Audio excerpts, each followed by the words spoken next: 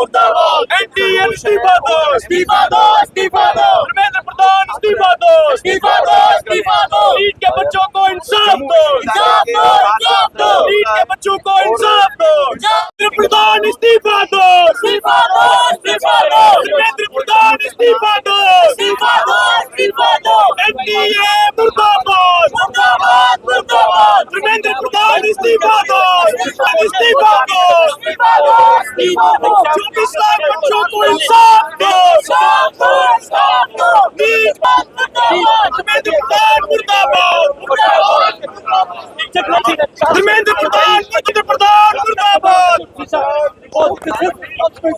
धर्मेंद्र प्रधान मुर्दाबाद मुर्दाबाद मुर्दाबाद एनडीए को बैन करो एनडीए को बैन करो धर्मेंद्र प्रधान इस्तीफा दो धर्मेंद्र प्रधान इस्तीफा दो इस्तीफा दो इस्तीफा दो।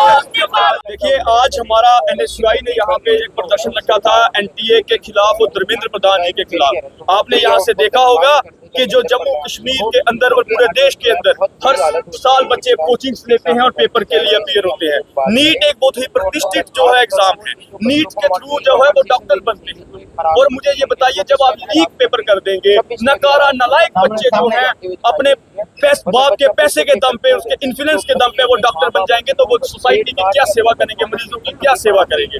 मैं आज यहाँ से ये कहना चाहता हूँ, नीट एक ऐसा एग्जाम है कि एक गाँव के बच्चे के लिए डॉक्टर बनना बहुत बड़ा सपना होता है। जब एक गाँव का बच्चा सपना देखता है तो उस सपने को साकार करने के लिए पूरा परिवार अपने त्याग करता है। पूरा परिवार जो है वो अपने ऐशो आराम को छोड़ के, अपने पेट को गांठ मार के अपने बच्चे की पढ़ाई के लिए पैसे जमा करता है। माँ अपने गहनों तक को गिरवी रख देती है, बाप अपने प्रोविडेंट फंड तक लोन उठा लेता है। सिर्फ क्यों? सिर्फ एक सपने के लिए कि मेरा जो बच्चा है वो डॉक्टर बनेगा, मेरी जो बच्ची है वो डॉक्टर बनेगी और गांव का परिवार का नाम रोशन करेंगे। लेकिन 24 लाख ऐसे आम परिवारों के बच्चे जिन्होंने वो सपना साकार करने के लिए 2-2, 3-3 साल महंगी कोचिंग्स ली, जिन्होंने 2-2, 3-3 साल यहाँ पे अपने सिस्टम को यहाँ पे हिलाया, मैं आपको कहना चाहूंगा कि यहाँ पे जो है वो हम इस चीज की कड़ी कड़ी मांग करते हैं कि उन बच्चों के जो दुश्मन हैं, उन बच्चों के सपनों को रोकने का उन्होंने काम किया है। और इसलिए हम यहाँ से मांग करते हैं कि धर्मेंद्र प्रधान साहब को उनके पोस्ट हटाया जाए और एनटीए को बर्खास्त किया जाए। धन्यवाद। देखिए, सकीना मैम ने जो कहा वो ठीक है, अपनी जगह बात को एजुकेशन मिनिस्टर है जेएंडके के, लेकिन ये सेंटर का इशू है। हम इस चीज के ऊपर उनकी जो बात, उन्होंने अपना व्यू दिया, लेकिन हमारी लड़ाई जो है वो सेंटर से है, धर्मेंद्र प्रधान साहब से, एनटीए से है, जो इनके अंडर आते हैं। हम ये मांग करना चाहते हैं कि एनटीए को बर्खास्त किया जाए और धर्मेंद्र प्रधान साहब का इस्तीफा लेके उनको घर भेजा जाए, क्योंकि ये हर साल हो चुका है। जब से ये सरकार बने 70 पेपर लीक हो चुके हैं। इसकी हम लोग जो है वो इसलिए इस चीज को बर्दाश्त नहीं करेंगे। ये हर बार पेपर लीक होते हैं, बच्चों के तैयारियां की होती है, बच्चे डिप्रेशन में जाते हैं। इसलिए हम ये मांग करते हैं कि एनटीए पे कड़ी कार्रवाई की जाए और धर्मेंद्र प्रधान साहब को तुरंत उनकी पोस्ट। सरकार का फेलियर होते हुए दिखाई दे रहा है। धर्मेंद्र प्रधान जी को इस्तीफा देना चाहिए और उनको माफी मांगनी चाहिए। सबसे बेकार अगर कोई मंत्री है तो धर्मेंद्र प्रधान जी है। उनका अगर मैं आपसे पूछता हूँ, चलो उन्होंने एजुकेशन पे लास्ट बयान कब दिया, कब उन्होंने कौन सा एजुकेशन पे इनिशिएटिव लिया, कौन सी उन्होंने कॉन्फ्रेंस होल्ड की एजुकेशन के रिलेटेड, जिसके वो मंत्री हैं, आपको ये चीज नहीं पता होगी।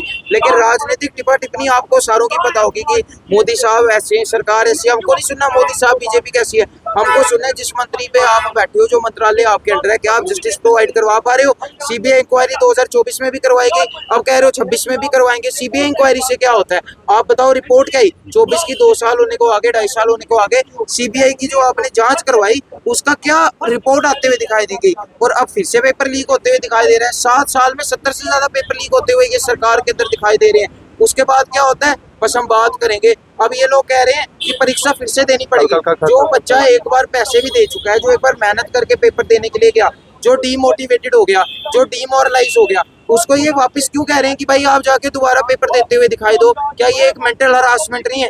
जब बच्चा एक दिन के लिए सरकारी दफ्तरों में एक दिन भी डिले हो जाता है ना, कोई इनका डेडलाइन होती है, उससे कंपनसेशन ली जाती है, उसको माफीनामा के तौर पे ज्यादा पनिशमेंट पैसे देने पड़ते हैं।